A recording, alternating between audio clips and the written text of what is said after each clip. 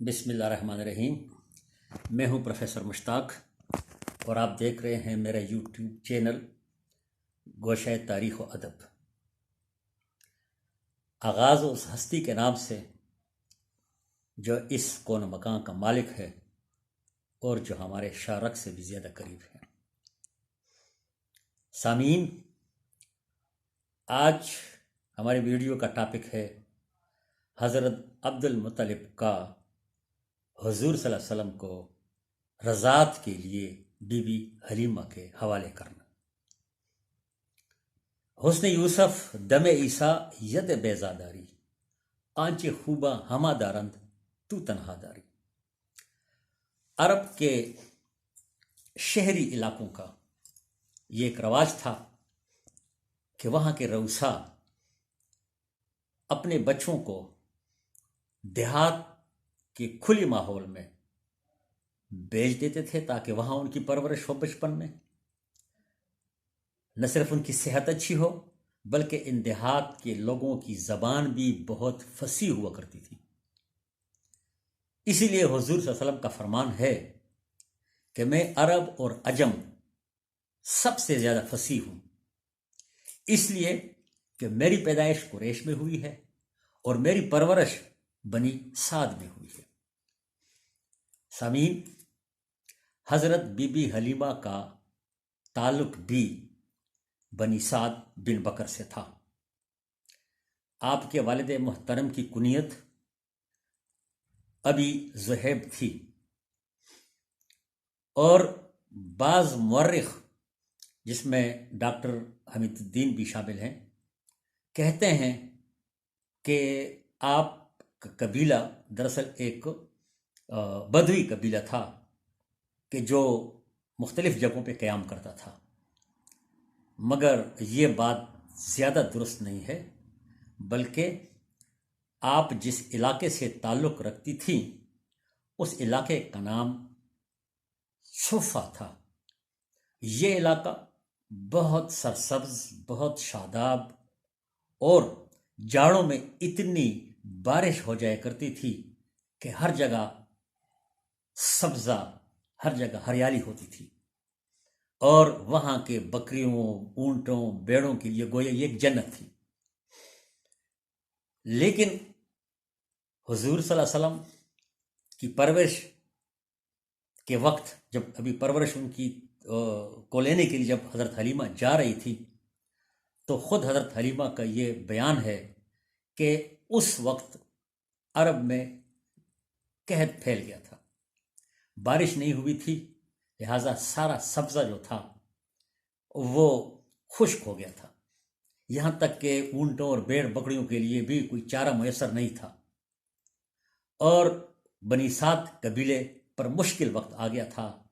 यहाँ तक कि लोग इतने खुराक की कमी की वजह से इतने कमज़ोर हो गए थे कि उनकी आंखें धंस गई थी और ख़ुद हज़रत बीबी हलीमा भी फरमाती हैं कि मैं भी बहुत कमज़ोर हो गई थी कि दरीसना मैंने एक ख्वाब देखा और ख्वाब में मुझे ये बशारत हुई कि मक्का की तरफ जाओ, वहाँ एक चांद सा बच्चा तुम्हें मिलेगा, वहाँ उसको गोद में लो, तुम्हारे हालात बदल जाएंगे, मगर ये राज तुमने किसी को नहीं बताना। अगली सुबह जब बनी साद की ख्वातीन ने हज़रत बीबी हलीमा को देखा तो कहा कि तुम आज बदली हुई नजर आती हो, और ख़ुद हज़रत हलीमा भी कहती थी कि मैं अपने आप में एक तवानाई महसूस कर रही थी, बल्कि उन्होंने कहा कि तुम आज शहजादियों की नज़र आ रही हो। बहरहाल बनी साद की 10 ख़वातीन कबीले के साथ शामिल हुई और वो मक्का की तरफ चल पड़ी। हज़रत हलीमा फरमाती हैं कि मैं जिस गधी पर सवार थी वो गधी बाकी जो ख़वातीन या और लोग थे उनके सवारियों से ज़्यादा कमज़ोर थी, नातवां थी, इसलिए मैं पीछे पीछे जा रही थी, वो हम मुझसे आगे चले गए थे। यहाँ तक कि मक्का के अंदर जब दाखिल हुए तो वो पहले पहुँच गए और मैं बाद में पहुँची। जो मुझसे पहले 9 ख़वातीन दाखिल हुई तो उन्होंने रऊसा के बच्चों को गोद में ले लिया کہ اتنے میں پہنچ گئی۔ یہاں پہ بعض مورخین یہ کہتے ہیں کہ ان خواتین نے حضور صلی اللہ علیہ وسلم کو اس لیے گود میں نہیں لیا کہ ان کا خیال تھا کہ یہ یتیم ہیں، اور یتیم ہیں اس لیے ہمیں کچھ ان کی پرورش کے بدلے کچھ زیادہ کچھ دولت نہیں ملے گی۔ لیکن یہ بات یوں نہیں ہے، بلکہ یوں ہے کہ جس طرح حضرت بی بی حلیمہ نے خواب دیکھا تھا، اسی طرح حضرت آمنہ نے بھی خواب دیکھا تھا، اور خواب میں اسے یہ نظر آیا تھا کہ تم نے اپنے بچے کو کھلی ہوا میں پرورش کرنے کے لیے جسے حوالے کرنا ہے وہ بنی سعد سے ہو، اور ان کی نسبت ابو ذہب سے ہو۔ بہرحال حلیمہ سعدیہ کہتی ہیں کہ جب میں مکہ میں داخل ہوئی تو میں نے اپنے سامنے ایک بہت بزرگ اور باروب شخصیت کو دیکھا جو یہ کہہ رہا تھا کہ بنی سعد کی کوئی خاتون ہے جو رضاعت کے لیے کسی بچے کو لے لے۔ میں فوراً اس کے پاس گئی۔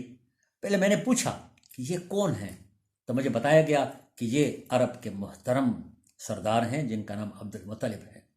میں ان کے پاس گئی اور میں نے کہا کہ میں بچے کو رضاعت کے لیے لینے کے لیے تیار ہوں۔ حضرت عبد المطلب مجھے اپنے گھر لے گئے۔ وہاں میری ملاقات حضرت آمنہ سے ہوئی، اور پھر حضرت عبد المطلب نے مجھے کہا کہ ہمارا ایک یتیم بچہ ہے جس کا نام محمد صلی اللہ علیہ وسلم ہے، ہم چاہتے ہیں کہ آپ اس کو گود میں لیں، اس کی رضاعت آپ کریں۔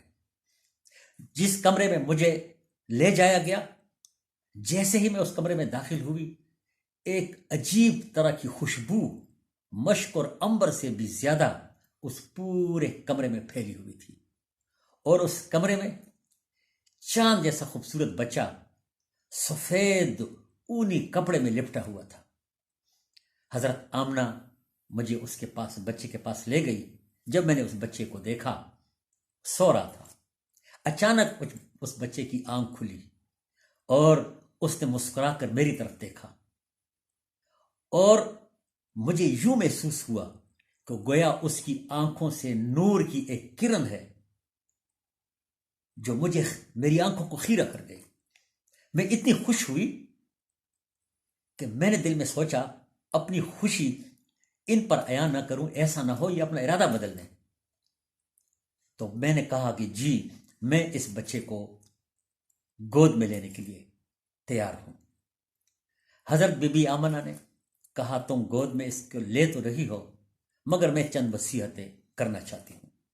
پہلی وصیت یہ ہے کہ میں نے ایک خواب دیکھا ہے، اور اس خواب میں بتایا گیا ہے کہ آپ نے اس بچے کو بنی سعد کی کسی خاتون کو دینا ہے کہ جن کی نسبت ابی ذہب سے ہو۔